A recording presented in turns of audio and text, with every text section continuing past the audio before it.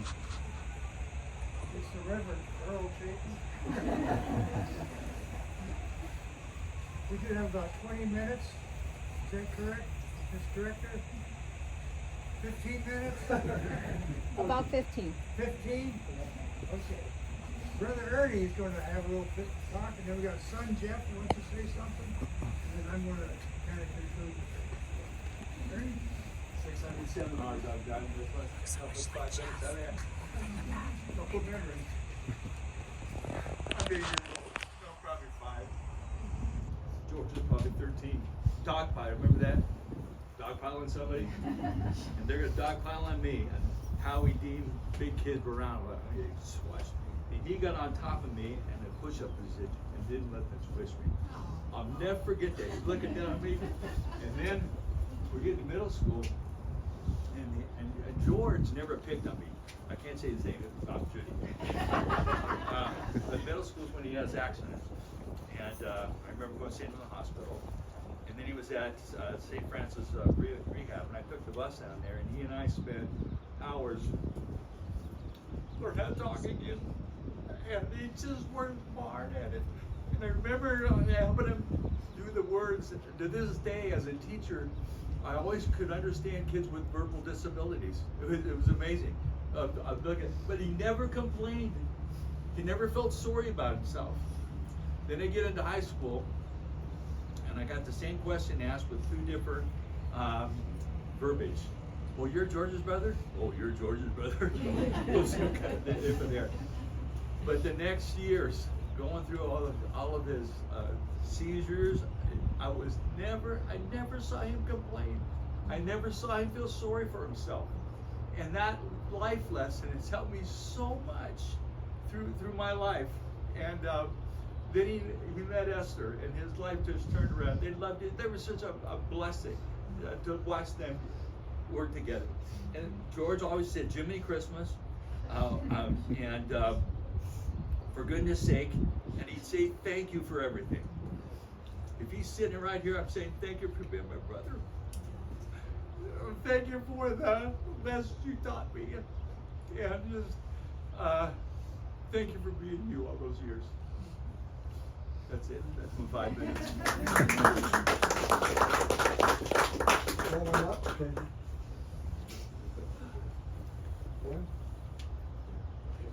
I guess I was always a loudmouth anyway. So Yeah.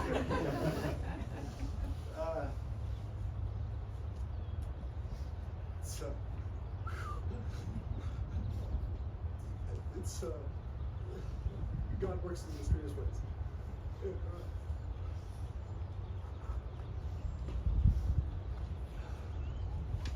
I want to thank my wife and kids for supporting me.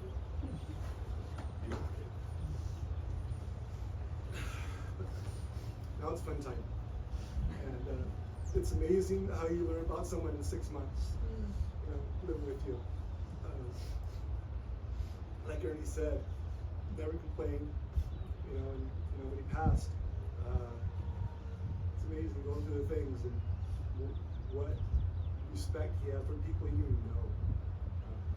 just seeing little things in his, he wrote a letter to Ronald Reagan when he got shot in his Bible in the 80s. Kobe Bryant won in 2009 the championships in his newspaper clipping in his Bible. Trump 16 in his Bible. He wrote a letter to Golden Era, Scientology church here in Hemet, and said, "What do you think? Posting this in my Hemet News." You know what? Because what are you thinking? G. Chapin, 1991. And everybody knows that he won the Arizona bowling tournament in 1999 with a 706. No one's ever done it, he said. With him, most of us might bragging with him, it just didn't seem like bragging. It was just that he had some pride, which is nice. Every one of those clippings was never give up.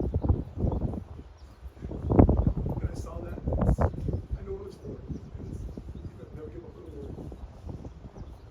It's just, I'm really glad to have him here with me the last 5 months. He was a happy man. He lived in a, man, I lived in his little trailer. He was very happy.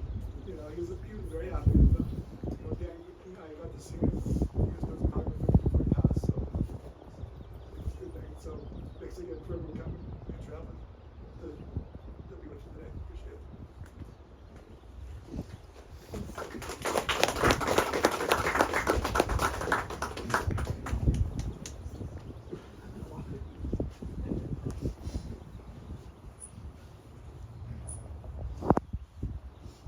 I was trying to think of some humor in George's life. And perhaps one of the funniest moments was, a month after his accident, he was up at the LA County General Hospital, completely paralyzed. And the neurosurgeon was making his rounds. And he was standing at George's bedside with his back to George. And there were about 5 or 6 resident surgeons that he was talking to. And he says, this patient has been paralyzed since he's been in the hospital, and he can't move any of his, limbs or anything. And George is laying in bed there, and he goes. And the resident says, doctor, you better look at your patient. And then he's waving. And that's kind of humor that George had. But in thinking of a spiritual thought, John 14:1-6 came to mind. And I know that's a very familiar scripture. I used to know it by heart, but it starts out with, let not your heart be troubled. Be not afraid. And that was George. He had his problems, health-wise and whatnot. And he may have had a head problem, but he didn't have a heart. He knew who his God was. He knew a relationship with Jesus. And he was happy as heart. So like Ernie said, he never complained because his heart was in the right place. Then the next part of that, Jesus said, I'm going to prepare a place for you. Esther kept moving to better places. Every move, it was just kind of up one for some reason or another. And finally Esther left him. And I tell you, he hit the head jackpot after that. Got to see the hot air balloons go up in the morning.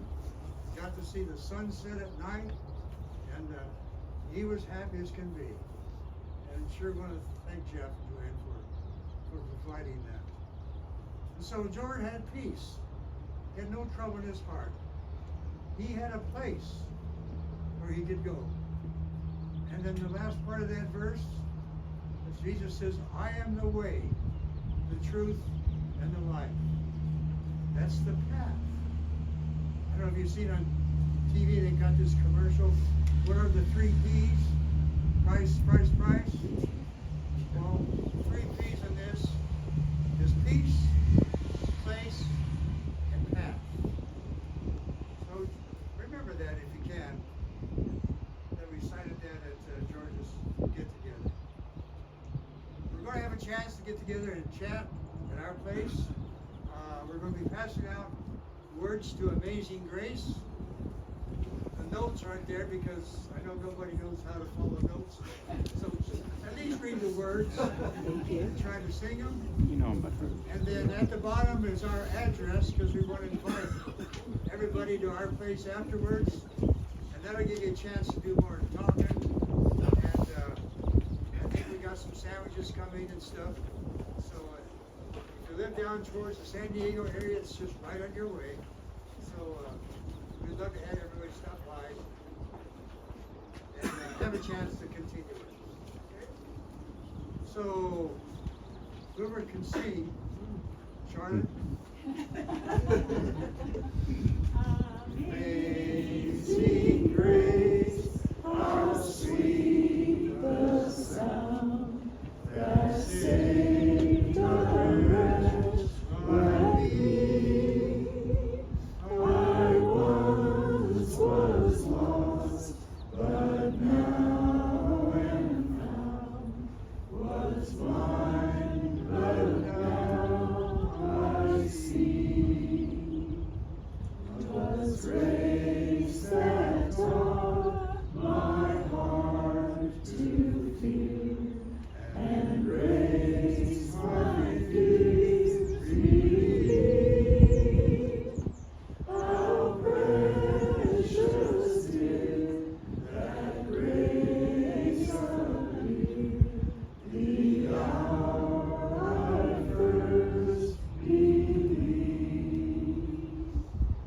When we've been there 10,000 years, bright shining as the sun, we've countless days to sing God's praise than when we first begun.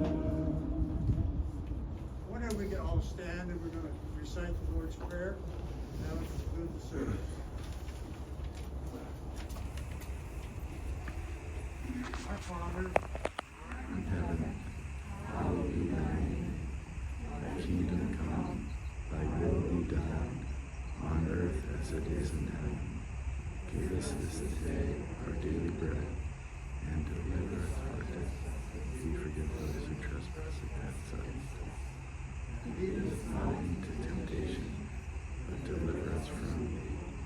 Thine is the kingdom, and the power, and the glory forever.